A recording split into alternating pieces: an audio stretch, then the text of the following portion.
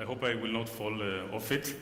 Thank you for having me. I think we had a very good interaction with with Senator Yitzer when she visited Tel Aviv last year, with their delegation, and with the deep relationship that we have between our countries. I think that we can share a little bit on what is cybersecurity. I'm going to do an opening presentation which is going to reflect probably the same concerns that my colleagues here will talk about, from Rode Schwartz, from Siemens, etc.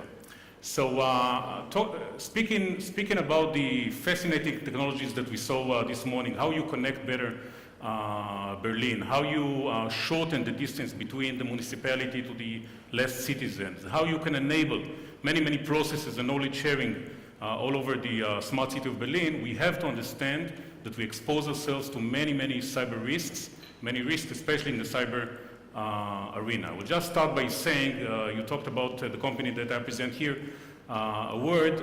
So we started in 1993 with the first firewalls when it was still information security. Nobody spoke about cyber then, but we do bring today to the cyber sector experience of more than 2 decades. Not many companies have seen the amount of terrorist attacks, the amount of cybercrime attacks, the amount of state actor attacks that we've seen in Checkpoint. Today, by the way, we moved much beyond the firewalls. Today, cybersecurity is about securing IoT. It's about securing. We just completed a contract in US, one of the smart cities over there. We are securing the communication of buses and cars over there. We are doing the security of SCADA protocols for critical infrastructure, etc. So it's much beyond the firewalls today. It's about closing the loops of the cybersecurity. The company is an Israeli-based company. We have another HQ in California, 88 offices all over the world. One of the largest offices is here in Germany. We are listed in NASDAQ, a global company with a market cap of $15 billion. And when you look at the cyber sector all over the world, you will see 3 types of companies today. You will see the startups. Israel, as an example, has between 300 to 400 startups at the same time. So these guys are bringing in very nice niche technologies, very innovative technologies. And once in a while, we integrate them into our solutions. The second type of companies will be those companies who are opening cyber divisions.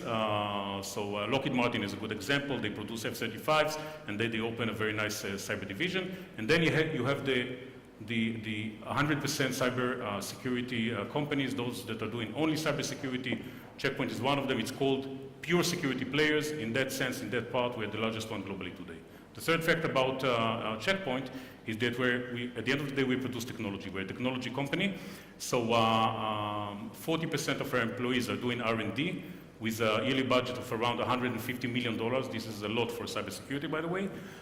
So all in all, I think that we bring to the table a very good blend of experience, of a strong technological backbone, and of a global presence.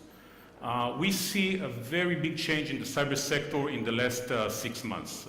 Some 3 to 4 attacks, which we call game changers in cybersecurity, and we think that here in Berlin you have to take it into your minds. The first one is the attack on the 23rd of December on the Ukraine electricity companies.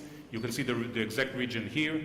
An hybrid attack that first went to the call centers, so nobody could call and say, hey, I have a problem with my electricity, and then the other one just went with a spear phishing technique. I will not talk about it right now, what it means, because it cannot be too technical, but it means that basically you breach from the IT part of the network to the OT, to the operational part of the network, which is SCADA protocols, etc. And by that, you take the electricity down to hundreds of thousands of people at the end of December in Ukraine. That's not fun. But it shows us again that everything is connected to the internet. Don't let anybody under you say, hey, my network is not connected. I'm a nuclear plant, so I'm totally disconnected from the internet. It's not true anymore. Please assume that you're connected to the internet, because the attackers are showing us once in a while that it is like this. The second attack is related to banks. So when we work with banks, usually they're saying to us, I put a guard at the entrance of the bank. This guy is supposed to stop between 2 to 3 attempts to rob money from the bank. Banks today don't hold too much possession, too much cash in their safe, so they can lose around $10,000 a year. That's the average that they calculate. But when you talk about cybersecurity, a medium-sized bank, I'm not talking about the Deutsche Bank, I'm talking about the medium-sized bank, is experiencing today between 20 to 30 cyber attacks per hour. Remember the number. That's all the banks in the world right now. and they can lose around $50 million per year averagely. That's their assessment on the risk. Now, everything was theoretical until the 4th of February came this year, when the attackers, which are launching thousands of attacks at the same time and just breaching the weakest point, the right branch that does not have the right security, they managed to breach the Central Bank of Bangladesh in New York and to transfer $81 million to a bank in the Philippines. Over there, transferred it to a casino and took it out in cash. What's interesting with this attack is that another attack was launched to take out $900 million.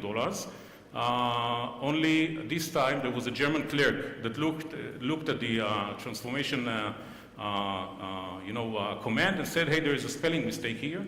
So foundation should not be with an A, and he stopped this attack of $900 million. So we are very happy to have Germans, very happy, but unfortunately not all the world is doing their job, as you know.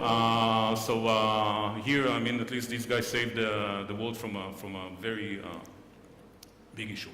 I just met the Brandenburg airport, and usually when you think about threats to aviation, we have in our mind the terrorist coming into the cockpit, hijacking the plane and crashing it in a kind of a 9/11 scenario. But when you adopt the system approach that you have to adopt, and only companies like at the size of Checkpoint can do it, you get into the head of the attackers and you understand that in order to stop airports here, the attackers will have to attack the ILS, which is the automatic landing systems, and there is no way to land in the airport.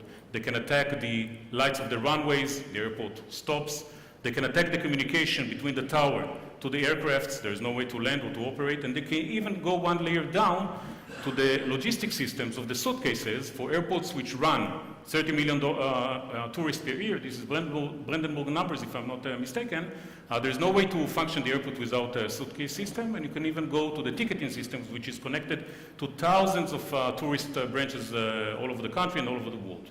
So this is how it looks. And an airport today, and many organizations under you, have tens of networks in them. So it could be IT networks, it could be OT, operational networks, it could be IoT networks, and the attackers are looking for the one-week network to come in, and then it's a game over. Remember this. Maybe the last example I can tell you, I did not prepare a slide because it happens right now, an attack on 30 American hospitals that is happening right now around the Mid-Atlantic, around Washington, D.C. We are involved in cleaning the attack. It's called incident response. So over there, what happened, there is a very large trend right now in cybersecurity, which is called ransomware. So you get up in the morning, you open your mobile device, and it has an encryption screen, and it says, hey, good morning to you, Rami. All of your data is encrypted. Please pay 100 Bitcoin until tomorrow morning, and there's some friendly screens. Okay, log on here, please put a new password, They show you how to do it, okay? Now, this attack came to the hospitals in the Mid-Atlantic. They encrypted all of the IT data over there, so the Americans decided not to pay these $25,000, and the attackers did what the attackers are doing. They took the IT systems down. Now, what happened in the last 2 months is that 100,000 appointments were canceled in these hospitals.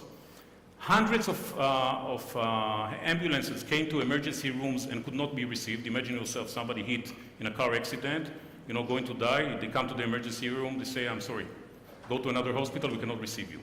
Doctors had to write prescriptions in handwriting. Nobody can do it today, I'm not joking.